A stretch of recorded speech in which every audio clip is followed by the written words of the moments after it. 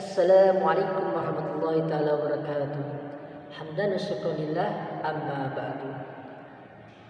Sahabat, gimana kabarnya? Alhamdulillah. Semoga Allah mencintai kita semua. Wahai sahabat yang cintai Allah Subhanahu wa taala, kita pernah gak sih ngerasa galau karena kita punya pasangan kita? Terus kita juga pernah gak sih ngerasa sedih karena kita punya teman kita?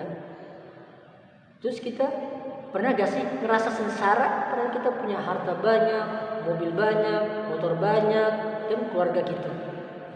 Terus kalian pernah bertanya gak sih, siapa sih yang bisa ngehilangin semua masalah yang ada pada diri kita ini? Terus kamu juga pernah bertanya juga gak, siapa sih yang bisa setia ketika aku punya masalah, galauku, kesedihanku, dan kesengsaraanku bisa dihilangkan? Yang tadinya galau jadi kalem, yang tadinya sedih jadi gembira, yang tadinya sengsara jadi bahagia. Siapa sih yang bisa seperti itu, memberikan kita seperti itu? Yaitu Allah Subhanahu wa taala. Allah Subhanahu wa taala menciptakan masalah dan menciptakan solusi. Dan Allah Subhanahu wa taala menciptakan kesulitan dan menciptakan kemudahan. Cuman pasti ada masalah dan pasti ada solusi. Pasti ada kesulitan dan pasti ada kemudahan.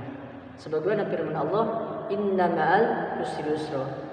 Sesungguhnya setiap kesulitan pasti ada kemudahan.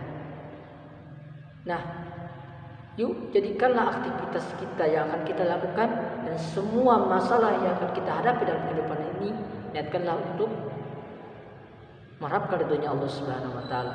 Maka yuk kita pahami dan awali hidupmu ini dengan Bismillahirrahmanirrahim.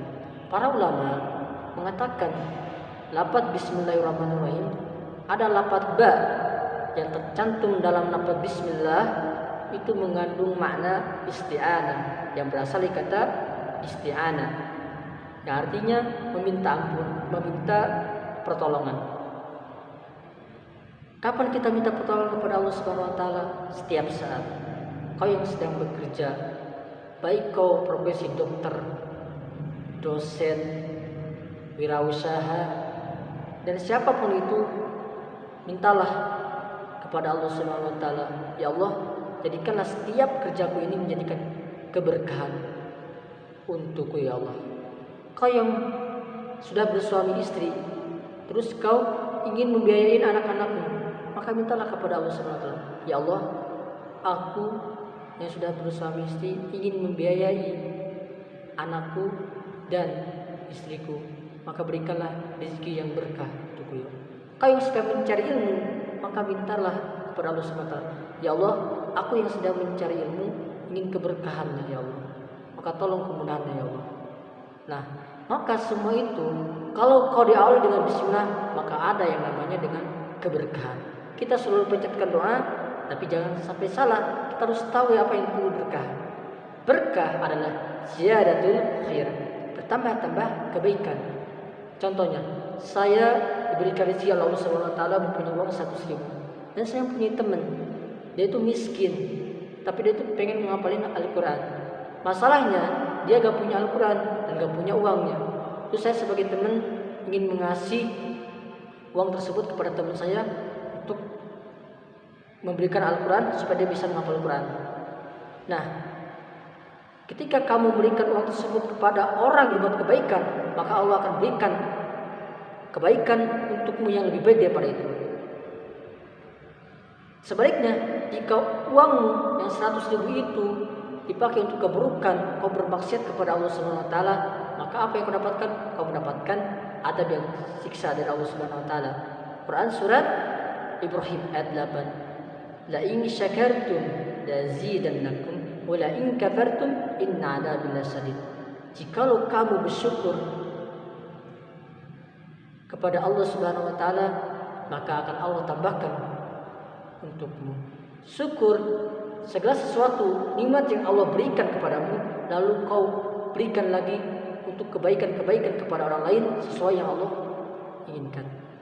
Tapi sebaliknya, jikalau nikmat yang Allah berikan kepadamu lalu kau pakai untuk maksiat kepada Allah Subhanahu wa taala, maka inna adzabi lasyadid. Sesungguhnya dia akan memberikan azab yang pedih yang tidak pernah kau rasakan, yaitu neraka jahanam. Maka yuk, jadikanlah setiap salat kita, hidup kita, mati kita, ibadah kita mengharapkan ridhonya Allah Subhanahu wa taala. Kalau misalkan kita selain mengharapkan ridhonya Allah Subhanahu wa taala, artinya menyembah selain kepada Allah Subhanahu wa taala, kita termasuk orang-orang yang rugi. Dan sebagaimana firman Allah, "Qul inna salati wa nusuki wa mahyaya wa mamati lillahi rabbil alamin." Katakanlah wahai Muhammad, sesungguhnya salatku, ibadahku, hidupku dan matiku mengharapkan itu Allah Subhanahu wa taala. Jadi kalau misalkan kita mengharapkan ridhonya Allah Subhanahu wa taala, maka kita termasuk orang-orang yang sangat beruntung. Maka yuk kita sama-sama jadikanlah setiap aktivitas ini dalam kehidupan ini kita diawali dengan bismillah. Karena akan mendatangkan yang namanya keberkahan dan pertolongan dari Allah Subhanahu wa taala.